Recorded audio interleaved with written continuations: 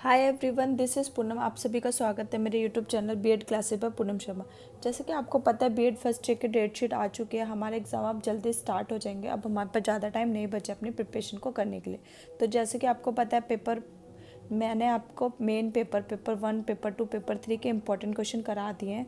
ठीक है, जिन बच्चों ने ये वीडियो नहीं देखी मैं डिस्क्रिप्शन बॉक्स में इसका लिंक डाल दूंगी। ओके, उसके साथ साथ मैंने आपको इम्पोर्टेंट क्वेश्चन के साथ साथ मैंने इसके आंसर्स भी प्रोवाइड करे हैं।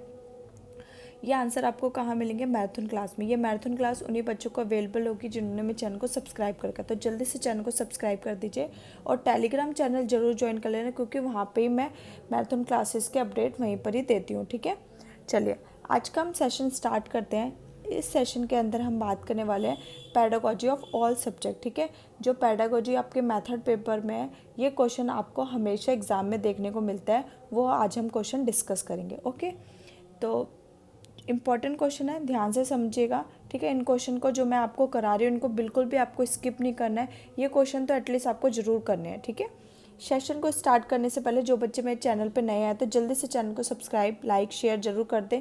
जितना आप सेशन को लाइक शेयर करेंगे उतना ही आप लोगों के लिए और भी वीडियोस प्रोवाइड कराई जाएंगी। तो अपने friends, college group, WhatsApp group पे जल्दी से सेशन को शुरू शेयर कर दीजिए। चलिए आज का हम सेशन स्टार्ट करते हैं। आज का जो हमारा सेशन है वो किस पे? Teaching ads. ठीक है, टीचिंग लर्निंग मटेरियल, जिसको हम बोलते हैं टीएलएम भी बोलते हैं और क्या कहते हैं, शिक्षण सहायक सामग्री भी कहते हैं। ठीक है, अब ईजिएस्ट वे में मैं आपको बताऊं कि एक्चुअली में टीचिंग लर्निंग मटेरियल या शिक्षण सहायक सामग्री होती क्या है। ठीक है, तो जब क्लास में टीचर आता है, ठीक है, वो बच्चों को कोई चीज़ पढ़ा रहा है, ठीक है, बुक से पढ़ा रहा है, तो बच्चों को इतने अच्छे तरीके से नहीं समझ आता कि मैम ने सिर्फ बच्चों को बुक से पढ़ा दिया। ठीक है, अपने चैप्टर को इजी बनाने के लिए जिसका वो यूज़ करते हैं उसी को क्या बोलते हैं? शिक्षण सहायक सामग्री बोलती हैं। ठीक है, ये जो आपका क्वेश्चन आता है, आपका ऐसे नहीं आता है कि आपका क्वेश्चन एग्जाम में ऐसा आता है, अगर आप क्लास 8th में मैथ, हिंदी, इंग्लिश पढ़ाने जा रहे हैं तो आप कौन से टीएलएम का यूज़ करेंगे?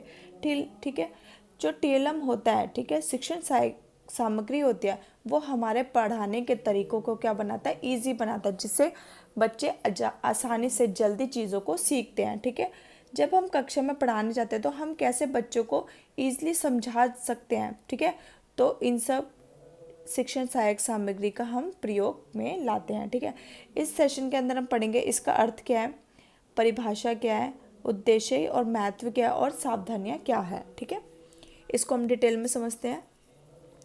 शिक्षण क्या है? टीचिंग एक क्या बहुत ही जटिल प्रक्रिया है जिसको आसान बनाने के लिए एक शिक्षक को कक्षा में बहुत सारे दृश्य श्रव्य मतलब शिक्षण सहायक सामग्रियों का यूज़ करना पड़ता है। जैसे श्यामपट्ट, ब्लैक बोर्ड, चौक, डस्टर, इसको यूज़ करते हैं वो बच्चों को समझाने के लिए।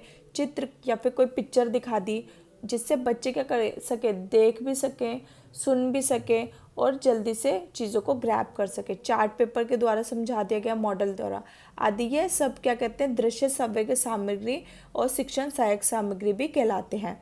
इनकी सहायता में एक शिक्षण अपने शिक्षण को प्रभावी व रोचक बनाता है, जिससे शिक्षा के उद्देश्यों को प्राप्त किया जा सकता है। ठीक है, अब शिक्षण शब्दकोश के अनुसार क्या डेफिनेशन है? दृश्य श्रव्य सामग्री साधन कोई भी उपकरण है। ठीक है, जैसे कि आपका ब्लैक बोर्ड हो गया, कोई पिक्चर हो गई, कोई चार्ट ले आई मैम, को भी मॉडल लेके आ गई। ठीक है, बच्चे भी क्या है, कोई चीज़ मैम लेके आती है तो बच्चे भी उसको देखते हैं।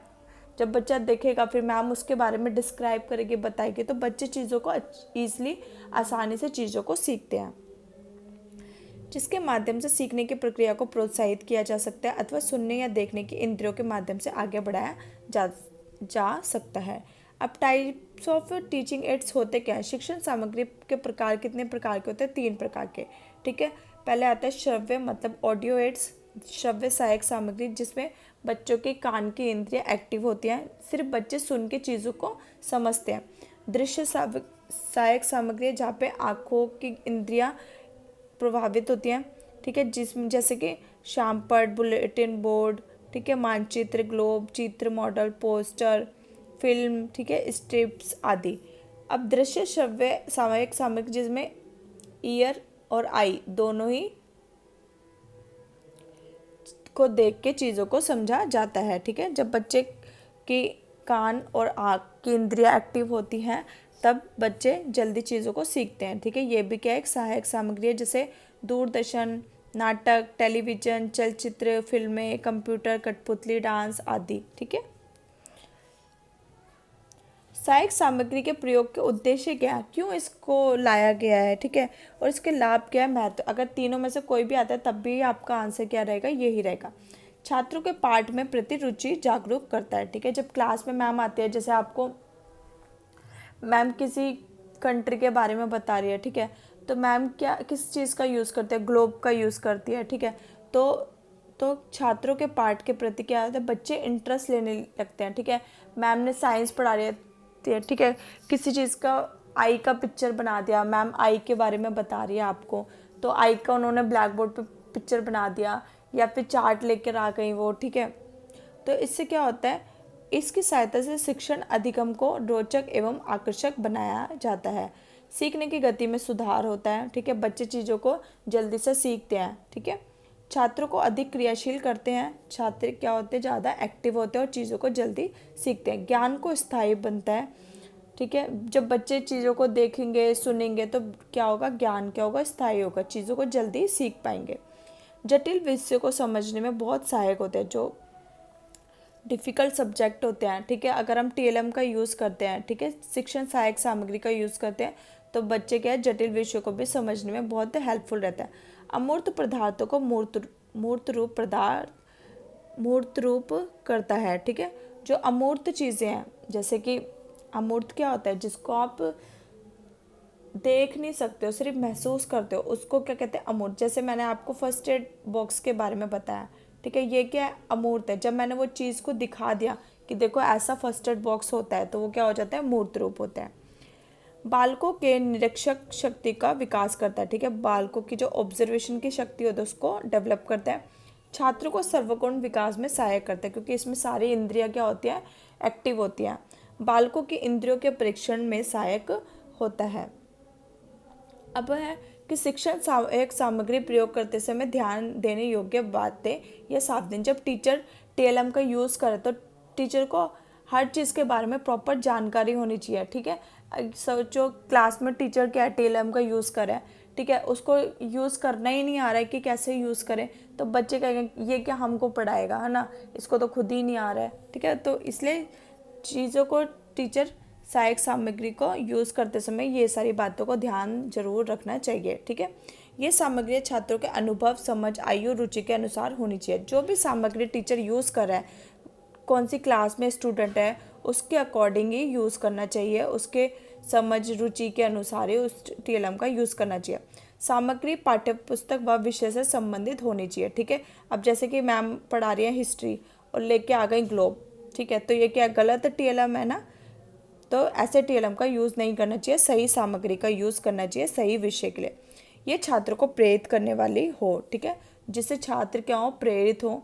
सामग्री आकर्षक नहीं होनी चाहिए, परंतु ज़्यादा नहीं होनी चाहिए। सामग्री क्या हो, आकर्षक तो हो पर ज़्यादा नहीं होनी चाहिए। ठीक है, क्या आप इतनी सुंदर पिक्चर लेते आए, आप पढ़ा रहे हो, बच्चे तो आपको सुन नहीं रहे हैं, बस उसी पिक्चर को देख रहे हैं, उसी जो आप चीज़ लेके आओ उसी को देखे जा रहे हैं, तो ऐसा नहीं होना चाहिए।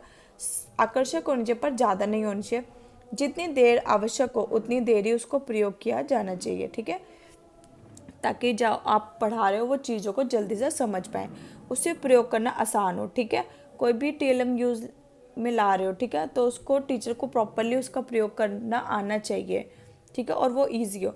जो सामग्री प्रयुक्त की जा रही है वह सही हालात में हो। ठीक है, कोई भी आप टीएलएम टीचर लेकर आ रही है तो ऐसे टूटी फूटी ना हो, ठीक है, अच्छी चीज़ हो, तो अच्छी कंडीशन में होनी चाहिए।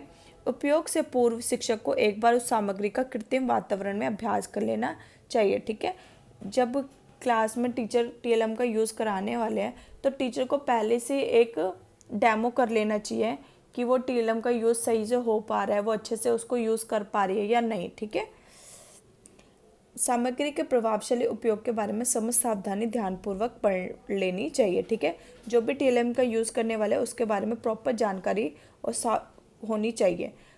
प्रयोग के तुरंत बाद सामग्री को छात्रों के सामने से हटा देना चाहिए। ठीक है, अब जब उसका काम ख़त्म हो गया तो भाई उसको हटा देना चाहिए, ताकि बच्चे उसकी और ही ना देखते रहें, ठीक है। जो आप पढ़ा रहे हो उस पर भी ध्यान दें, ठीक है। तो आपको टीएलएम से इतना ही करना है, शिक्षण सहायक सामग्री, इससे बाहर आपके एग्ज़ाम में और कुछ नहीं आएगा। बस आप इतना कर लीजिए। काफ़ी इंपॉर्टेंट क्वेश्चन है, हर बार आपके एग्ज़ाम में आता है, ये ऑप्शनल में आता है, ठीक है। आपके 2 क्वेश्चन होते हैं, चॉइस में रहते हैं, तो ये ऑप्शनल में हमेशा आता है, ठीक है। आई होप आपको सेशन पसंद आया होगा। सेशन पसंद आता है तो please like share and subscribe जरूर कर दिया कीजिए और कमेंट करके ज़रूर बताया कीजिए। Thanks for watching. आज का हम सेशन यहीं ख़त्म करते हैं। नेक्स्ट सेशन में हम यूनिट प्लान के बारे में पढ़ेंगे, ठीक है। यूनिट प्लान, लेसन प्लान कैसे बनाते हैं उसके बारे में हम पढ़ेंगे। चलिए, ओके, थैंक्स फॉर वॉचिंग।